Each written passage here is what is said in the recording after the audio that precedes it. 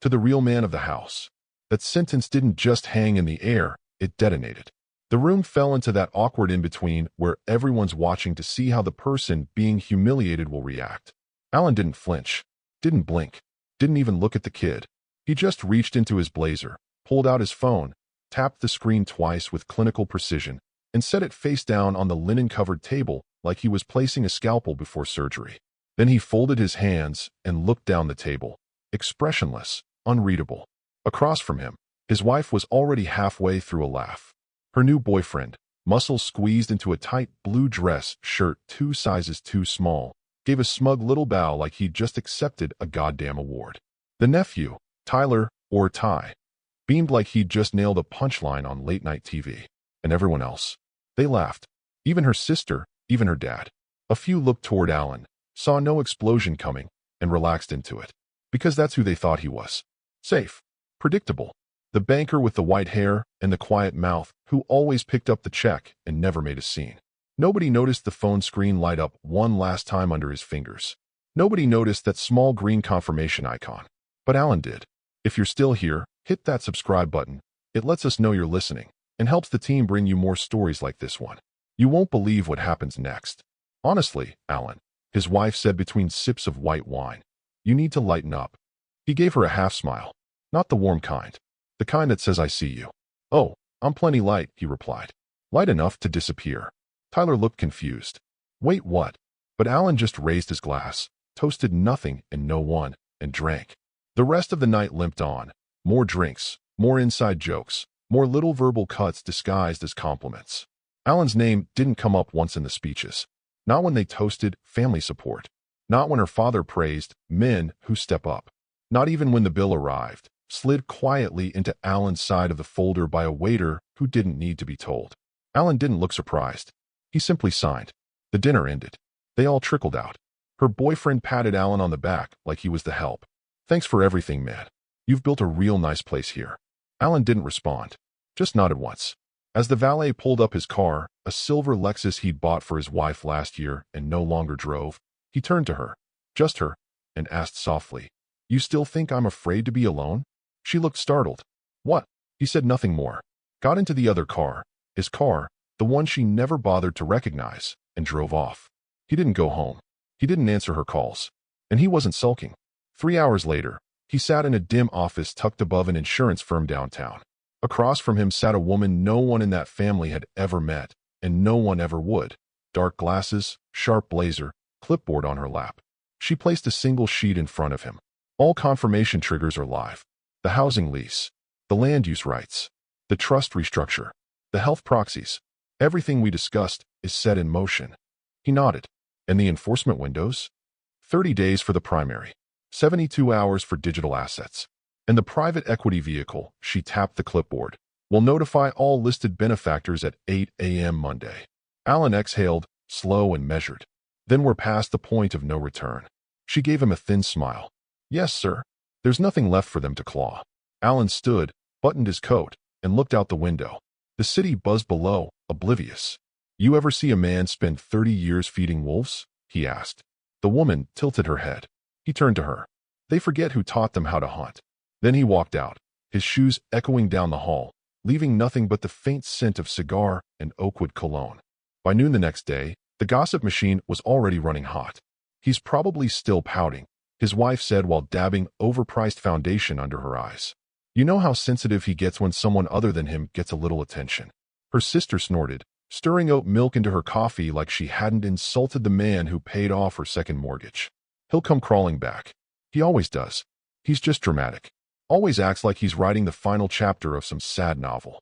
The boyfriend chimed in with his usual smug flair, flipping through real estate listings on his iPad. Let him sulk. I told you we should have handled the house stuff sooner. Once he realizes he's outnumbered, he'll cave. But Alan wasn't sulking. He wasn't playing golf. He wasn't at the lake house. He wasn't at any of the predictable escape hatches they thought he'd run to. That's what made him dangerous. Predictability is a comfort to people who think they're in control. Alan had stopped being predictable the moment that toast hit the air like a slap.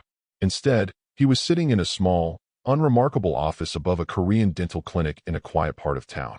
Not the type of place you'd find a man unraveling a legacy. The walls were bare. the carpet old, but the paperwork on the desk in front of him, razor sharp. Across from him sat a man in his 70s with slicked-back gray hair and a wedding band that hadn't been taken off in 5 decades. "You sure you want to go through with all of it?" the lawyer asked, glancing over his bifocals. Alan didn't answer. He just nodded toward the young woman sitting beside him. Early 30s, smart eyes, quiet demeanor. She wore no perfume. She tapped on her laptop like she was diffusing a bomb.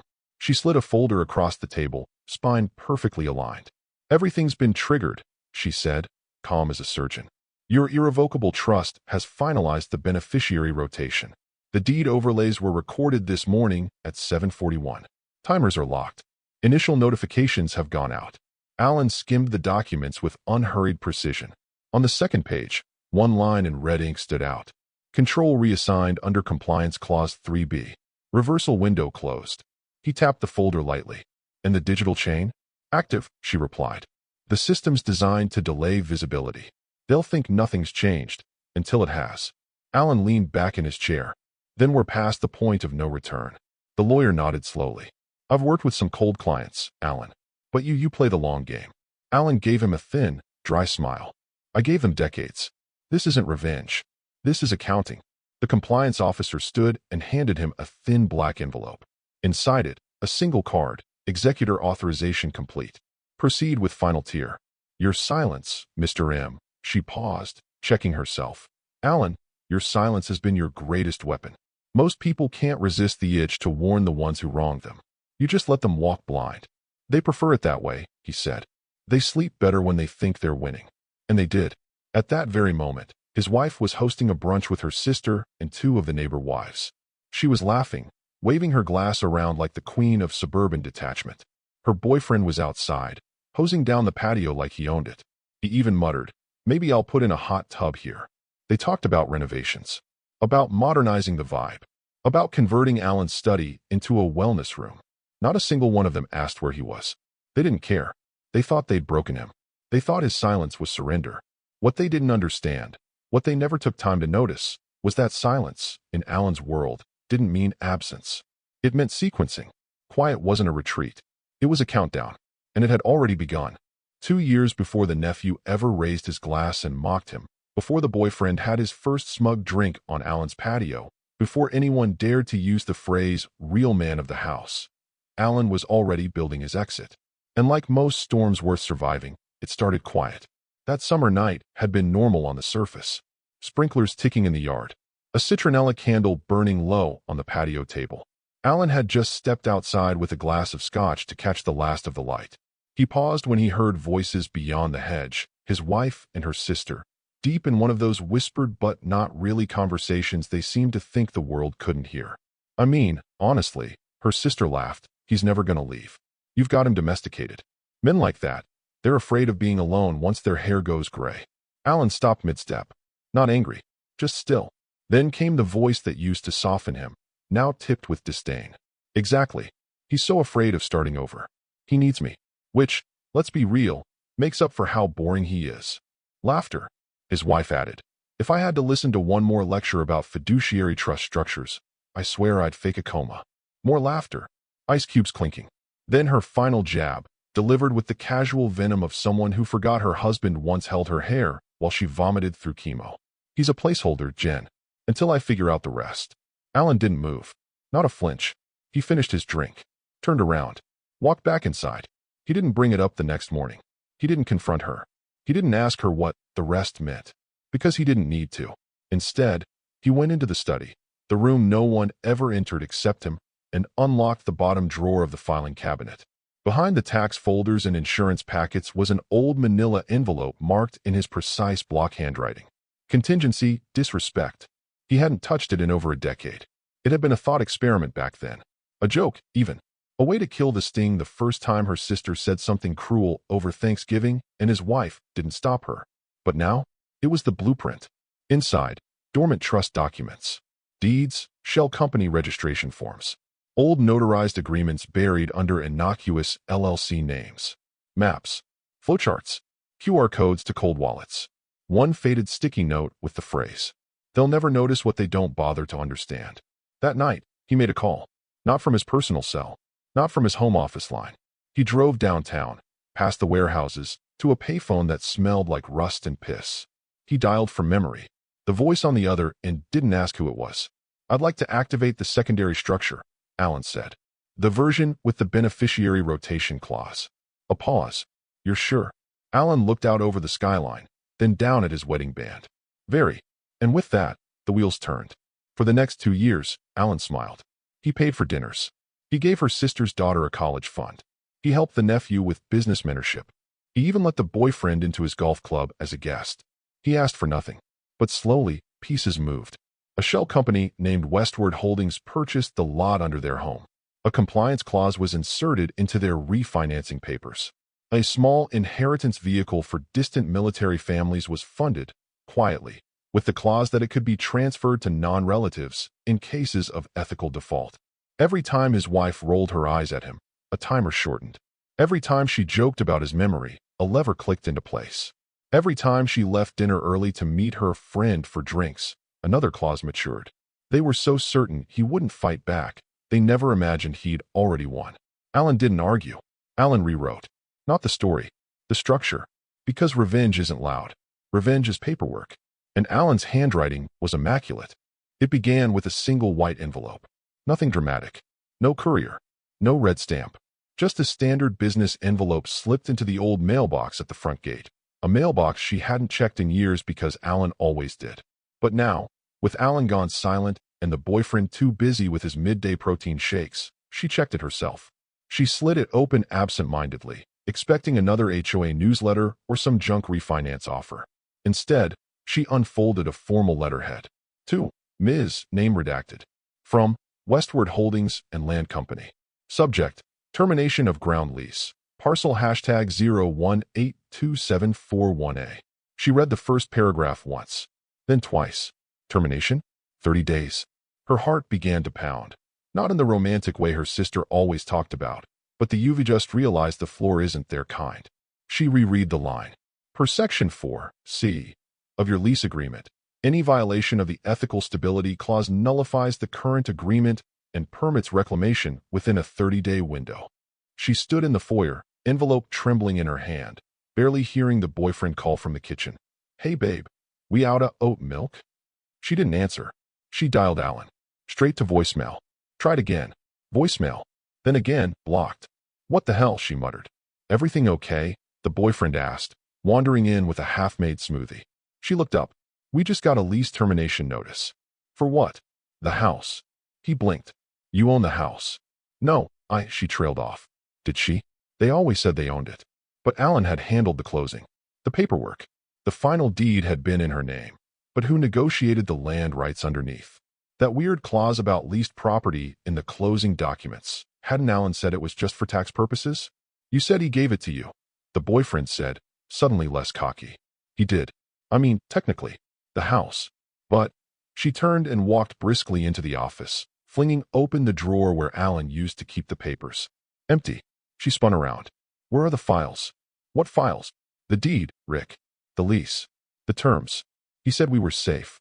The boyfriend's face paled. "You think he's doing this?" She didn't answer. 45 minutes later, she was pacing the kitchen floor, trying to reach the attorney Alan used to deal with. No response. Left 3 voicemails. Texted her sister. No reply. Finally, she opened her laptop and Googled the company name from the letter. Westward Holdings and Land Company. At the top of the search results, zoning request filed, City Development Board, parcel #01827441A. Proposed corporate use classification, light commercial, mixed use. She froze. In plain English, the land under their home was being reclassified, not as residential, as a site for corporate redevelopment. She zoomed in on the document. The company had filed the request an hour after the termination letter was issued. An hour. This wasn't reactive. It was staged. Strategic. Planned. She slammed the laptop shut. "What is this?" she snapped, as if the boyfriend somehow had answers. He shrugged, suddenly meek. "Babe, maybe it's, like, a mistake. A formality or something." She stared at him like he was made of cardboard. Then her voice cracked, not with sadness, but panic. What is he doing? And for the first time in their smug, comfortable little world, she didn't sound superior. She sounded afraid. Upstairs, in Alan's old study, the The smart thermostat clicked from occupied to vacant. A small, final action, triggered remotely by a system no one remembered Alan had installed during lockdown. It pinged the compliance officer's server as a digital breadcrumb, confirming one more data point in a sequence. The timer was running, and the first domino had officially fallen. 8 a.m. sharp, her phone rang. She was still in bed, silk sheets twisted around her, the boyfriend snoring beside her with the slack-jawed grace of a man who'd never worried about consequences. She squinted at the screen. Dad. She almost declined it, then saw the time. Her father never called this early unless someone died. She picked up. What's wrong? There was silence, except for his shallow breathing. Dad, I need you to tell me, right now, what the hell Alan is doing. She sat up. What are you talking about? I just got a call from Levinson. My accountant. He spat the word like it tasted rotten. He flagged 3 documents, all tied to the Birch and Maple investment portfolio, the one Alan and I co-managed since 2012. Her heart skipped. She didn't know every detail of that account, but she knew it mattered.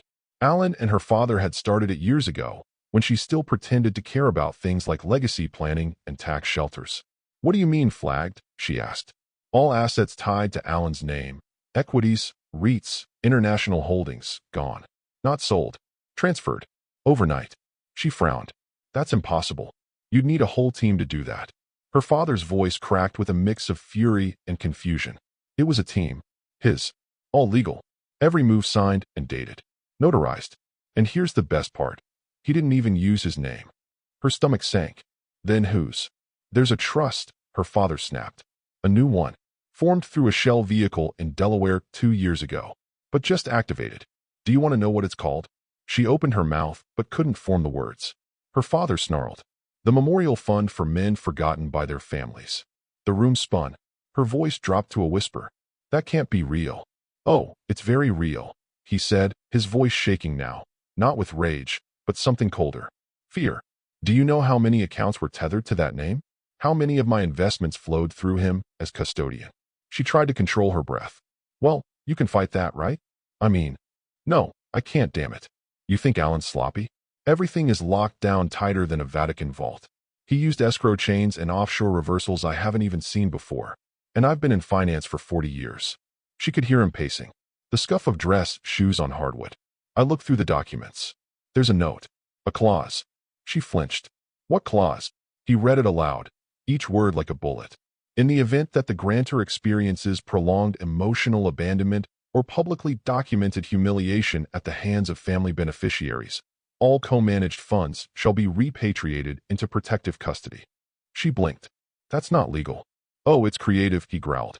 And if I contest it? The trust files a motion in family court citing irreversible psychological harm, which triggers an audit of my entire estate. He fell silent again. Then, he built this like a trapdoor.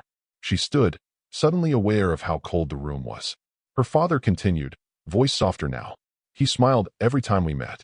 He let me think I was the smart one, the planner, but he was already digging the exit tunnel. Her knees felt weak. Dad, I didn't think he'd. You didn't think at all, he said bitterly.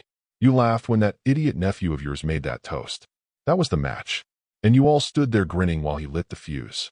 I thought it was just a joke. Her father let out a harsh breath. He didn't. Then he hung up. She stared at the phone for a full minute, then turned to the boyfriend still snoring like nothing had happened.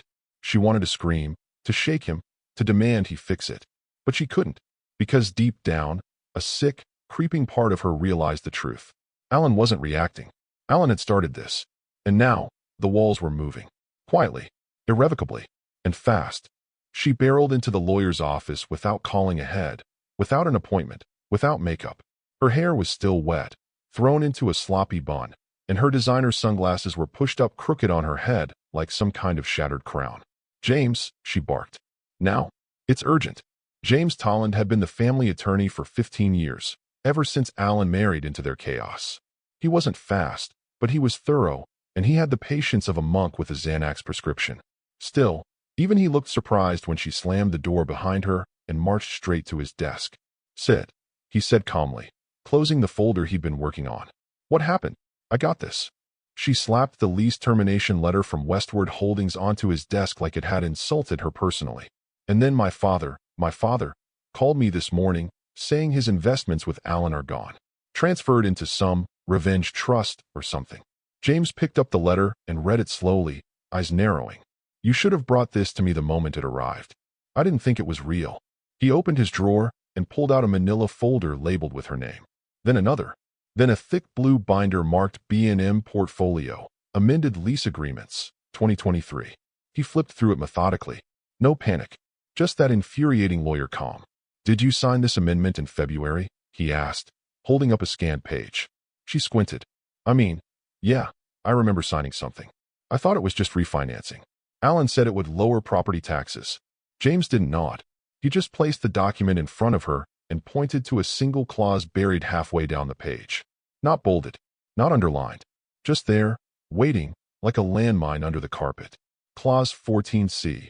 In the event of any public verbal statement by the primary resident or co-resident that undermines, refutes, or questions the grantor's authority, legacy, or position as head of household, all residential privileges and rights of tenure shall be considered void. She blinked. James added, it's tied directly to the zoning lease. That land, while the house is technically in your name, is still under lease control by the holding company. And per this clause, that lease is now void. Her voice turned shrill. Because of a joke toast? He held up a finger. No, because of your reaction to it. The toast didn't trigger the clause. You did. You laughed. You raised a glass. You participated. That's public verbal affirmation. But I didn't mean it. James didn't argue. He just flipped to another section. Clause 22B. Intent shall not be considered as mitigating factor. Only documented behavior. She stared at the page as if it might change its mind. Then, quietly, he told me it was just paperwork, that I wouldn't even notice. James closed the binder. That's the point, isn't it? She slumped into the chair. Can you fight it? She asked, voice small. He sighed. Only if you can prove duress or mental instability at the time of signing. But we both know that won't fly. She buried her face in her hands. So that's it. He's evicting me from my own home because of a joke. No, James said carefully. He's revoking your access to a residence that was always under his strategic control. You just didn't read the fine print. She looked up. There's got to be something. A loophole. A clause he missed. James shook his head slowly, regretfully. I've read hundreds of contracts. Thousands. I've seen people bury nuclear triggers in footnotes. But Alan. He leaned back. Alan wrote this like a man who had been planning to be humiliated. And instead of blowing up, he built himself a quiet little noose made entirely of signatures. One that only tightens when someone laughs at the wrong time. She felt her skin go cold. What kind of man does that? James didn't answer. He didn't need to. Because suddenly, the picture was clear. Alan hadn't reacted at the dinner. Because Alan was already finished with her. Everything that followed wasn't about revenge, it was execution. Bureaucratic. Calculated. Silent. And absolutely, legally, airtight. The cafe wasn't fancy. Linoleum floor, a chipped pastry display, a single-board barista scrolling on her phone behind the counter, but Alan had chosen it deliberately. No one would look for him here. It was 3 towns over, tucked behind an abandoned strip mall, just quiet enough to conduct the kind of meeting that didn't belong in boardrooms or courtrooms. Across from him sat a young man in his late 20s. Simple clothes, calloused hands, haircut too short, like he hadn't figured out how to stop living by military grooming standards. His name was Isaac. Alan stirred his tea slowly, watching the steam rise. You know who I am? He asked. Isaac nodded. Yeah. You used to come visit my dad when I was a kid. Always brought him those expensive cigars he pretended not to like. Alan smiled faintly. He liked them. Just didn't want your mother knowing. Isaac chuckled, but it faded quickly. Why'd you ask me here? It sounded serious. Alan reached into his leather briefcase, worn, but polished, and pulled out a navy blue folder. It was thick, embossed with gold initials that meant nothing to the untrained eye. MFMF. He slid it across the table. You're the primary beneficiary on this trust. Isaac blinked. I'm what? Effective this morning. You own controlling interest in Westward Holdings, Birch and Maple Investments, the lease company on the property in question, and the royalties from a side operation your father and I started back in '89, never listed on paper until now. Isaac stared at him. I don't understand. Why me? Alan's eyes didn't blink. Because they never even bothered to learn your father's name. The words landed like a gavel. Isaac sat back in stunned silence. Alan continued. They toasted a man they'd known for 3 weeks. Laughed like I was already gone. They treated my home like it was their inheritance, like I was the footnote. The donor. The placeholder. He picked up his tea, sipped it calmly. Your father saved my life. In sand, in sweat, in places most people pretend don't exist. He didn't hesitate. Took the bullet that was meant for me. I made a promise, to him and to myself, that if I ever got the chance to pay it back, I wouldn't hesitate either. Isaac opened the folder slowly. Inside were notarized documents. Grantor transfer statements. Proof of authority. All in his name. All with today's date. Alan tapped one page in particular. The letter of authority naming Isaac as the legacy director. That title puts you in control of all voting shares. Nobody can override your decisions. Not her, not the board, not even me. It's yours. Fully and permanently. I don't know what to say, Isaac whispered. Don't say anything. Just don't forget. Isaac looked up, his jaw tightening. They'll hate this. Alan gave a humorless smile. That's not your burden. But it'll hit them hard, right? Now Alan's eyes darkened. Not with anger, but resolve. It won't just hit them. It'll unravel the scaffolding they've built their arrogance on. Because for people like them, the worst thing isn't losing money. It's realizing the world doesn't see them as important. That the legacy they imagine doesn't exist. He slid another envelope across the table. Isaac opened it. Inside, a single photo. A framed picture of Isaac's father in uniform, standing beside Alan in a dusty camp. Both smiling like men who'd seen too much to pretend anymore. Put that on the wall of the office, Alan said. First thing they see when they walk in. Isaac nodded slowly. I think he'd like that. Alan stood and extended his hand. No, he earned it. They shook hands. As Alan turned to leave, Isaac called out, Do I owe you anything? Alan paused at the door. Didn't turn around. Just don't laugh when people like them forget who built the house. Then he walked out. And in that moment, Alan didn't feel old.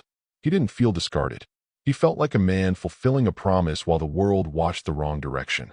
They gathered like a committee trying to resuscitate a sinking ship. Her sister with the permanent Botox smirk, the nephew still nursing a hangover, and the boyfriend, who showed up in a fresh button-down and cologne like he was prepping for a victory lap. They sat at the long mahogany dining table Alan once refinished himself. None of them noticed the faint outline on the wall where his military medals used to hang. It had been her idea. We need to be united. He's trying to scare us. He's bluffing. The boyfriend leaned back in the chair at the head of the table.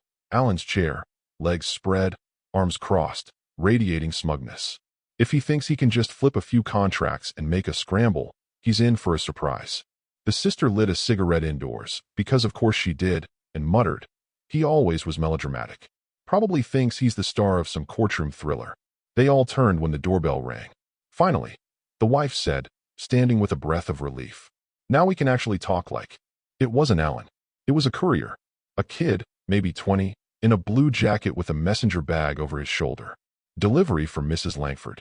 She signed without thinking, shut the door, and returned to the table holding a thick, square envelope sealed with a wax stamp. Wax. Like it was the 1800s. The boyfriend laughed. Dramatic much? She cracked the seal and pulled out a single folded page. Thick cardstock. Embossed. At the top, the letterhead of a law firm they'd never heard of. She read the sentence aloud, slow, unsure. You toasted him as the real man of the house. You'll be living in his shadow now. Silence. Then she unfolded the second page. Legal document. Another. Then another. She flipped through them, each sheet draining the color from her face like blood loss. Notice of trust reassignment. Property seizure order. Parcel hashtag 0182741A. Termination of durable power of attorney. Revocation of spousal estate rights. Transfer of corporate oversight. Executive summary. The boyfriend leaned in and squinted at the paperwork. Wait, what's this about the house? The sister snapped. What do you mean seizure? But it was the nephew who really cracked first. He fumbled through the pages like a student caught with a test he didn't study for. His voice pitched up, cracking. Wait. This mentions me. This says my business mentorship grant is being reversed. Retroactively. What the hell? His hands trembled. This is Alan's signature. He whispered, pointing to a notarized clause that bore the date from 2 years ago. The boyfriend tried to recover his bravado. This is just paper. He can't really enforce this stuff. It's all intimidation. But even he didn't sound convinced. Not after reading the part about revoked vehicle titles and contractual trespass reclassification. Then came the third envelope, still in the courier's bag, hand-delivered separately. For Mr. Rick Myers, the courier said, glancing at the boyfriend. The boyfriend took it like it might bite him. Inside, a single sheet. Effective immediately, you are in violation of lease condition 7B, non-residential occupant assuming residential authority. As such, your presence on said property constitutes legal trespassing. Lawful removal procedures have been scheduled. The boyfriend looked up. Wait. Scheduled? That's when the knock came at the back gate. Two men in gray uniforms, holding clipboards. They didn't come in, just stood outside the fence. Waiting. Don't answer it. The sister whispered, eyes wide. The boyfriend's voice was barely audible. He's not bluffing. The wife stood, dazed, staring at the table full of documents, her future unraveling one signature at a time. She looked around at the faces of the people who had laughed with her, who had toasted the real man of the house, who had turned a home into a stage, and now were watching the curtain fall. For the first time, she realized this wasn't a family meeting. It was a reckoning, and Alan wasn't coming back to argue. He didn't need to. The house was his. The silence was his. And now, even the shadow they lived in was his. It was 1:43 a.m. when Alan's phone rang. He was sitting alone on the porch of a cabin 3 states away, wrapped in a wool sweater, a mug of dark coffee cooling in his hand. No TV, no lights, but the amber glow of a mosquito lamp and the stars above. The phone vibrated once. Then again. He let it ring. Third time, he answered. Alan. The voice cracked, already unraveling. It's Ty. Alan didn't reply. I know it's late. I wanted to say I'm sorry. About the dinner. That toast. I didn't mean anything by it. It was just a joke. Alan stared out across the black treeline, the reflection of the moon trembling across the lake. Do you remember, he said finally, what I told your mother the first time she brought you to the house? Ty hesitated. No, not really. I said you could treat the place like your own. That as long as you showed respect, you were family. That was 17 years ago. Ty's breath caught. Yeah, I remember. I was just a kid. And now you're a grown man. A man who stood up at my table, drank from my bottle, laughed with my wife, and made a public declaration that the man sitting next to her was the real man of the house. I didn't mean it like that. You did, Alan said calmly. And even if you didn't, it doesn't matter. Intent is a luxury afforded to people with no power. You spoke, they laughed, and the trigger was pulled. The line went quiet. No cars. No dogs barking. Just the sound of someone finally realizing the consequences weren't hypothetical. You voided their protection. Ty's voice shrank to a whisper. I didn't know about the clause. I didn't know any of this was real. Alan let that sit, then asked, Why are you calling me, Ty? What are you hoping I'll say? I just want to make things right. I've been trying to get in touch with Aunt Lila all day, and she won't answer. Her boyfriend left. The house. There's security outside now. My grant account is frozen. My credit line got pulled this afternoon. I tried to make a withdrawal, and the bank flagged it as disputed. Then I got a call from the university. Said my family sponsor has been delisted. Alan's voice was flat, unmoved. Yes, that sounds right. Please, Ty begged. I didn't think it'd go this far. That's always the problem, Alan replied. No one thinks ahead when they're laughing. Ty sniffled. You were always good to us. I don't know what happened. Alan's tone sharpened. Not loud, but final. What happened is I was generous with people who thought they were invincible because they sat at a table they didn't pay for. What happened is you thought kindness meant weakness. What happened is that you performed for an audience instead of remembering whose house you were in. Ty exhaled shakily. What happens now? Alan took one last sip of his now cold coffee. You toasted him, he said softly. He'll need that toast, wherever you two end up next. There was no anger in his voice. No sarcasm. No threat. Just a man stating a fact. Then he ended the call. Click. No goodbye. No negotiation. And on the other end of the line, Ty stared at the phone screen, still glowing with Alan's name. He didn't cry. Not yet. But he did sit in the dark for a long, long time, finally understanding what it felt like to be cut off not out of rage, but because you no longer mattered. The sun had barely breached the window when her phone started vibrating violently across the nightstand. She was already half awake. She hadn't really slept. No one had. The house felt different now. Hollow, like the walls themselves were holding their breath. She answered on the second ring. Hello. It was her father, but not the version she was used to. Not the chest-thumping, scotch-drinking titan of real estate who barked at boardrooms and reminded every waiter of their tip's precariousness. This voice trembled. Lila, what did you do? Her breath caught. Dad. His voice cracked. Alan just called. Not his assistant. Not his lawyer. Alan. Personally. She sat up straight. What are you talking about? He transferred the controlling shares of the firm. Effective immediately. Signed, notarized, already submitted to the registrar. What? That's not possible. He doesn't. It's done. Her father snapped, panic cutting through the disbelief. Every voting share tied to the estate, the land holdings, the pension trusts, everything, has been moved under a new name. She felt cold. What name? A long pause. Isaac Dunham. The name meant nothing to her. That's the name on the legacy trust too. Her father whispered, almost to himself. The same one that absorbed my portfolio. It's his name now. Not yours. Not mine. She shot up from the bed, hair wild, eyes wide, her voice rising. But that's a stranger. He can't just. He did. Her father said, each word landing like a nail. And I told you not to underestimate that man. But you laughed. You and that idiot nephew. And now. He didn't finish the sentence. She heard it in the pause, in the ragged breath that followed. Her hand was trembling when she hung up. She turned toward the hallway, and that's when she saw him.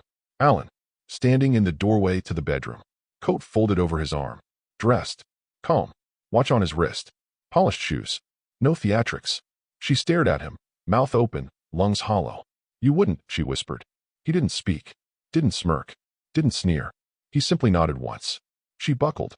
Her knees gave out like someone had sliced a string inside her. She dropped hard to the floor, hands catching uselessly against the hardwood, breath hitched in her throat. Her face contorted, not from pain, but from something far worse. Realization. He hadn't lost his mind. He hadn't lashed out. He hadn't made threats or promises. He'd just done it. Silently. Completely. Permanently.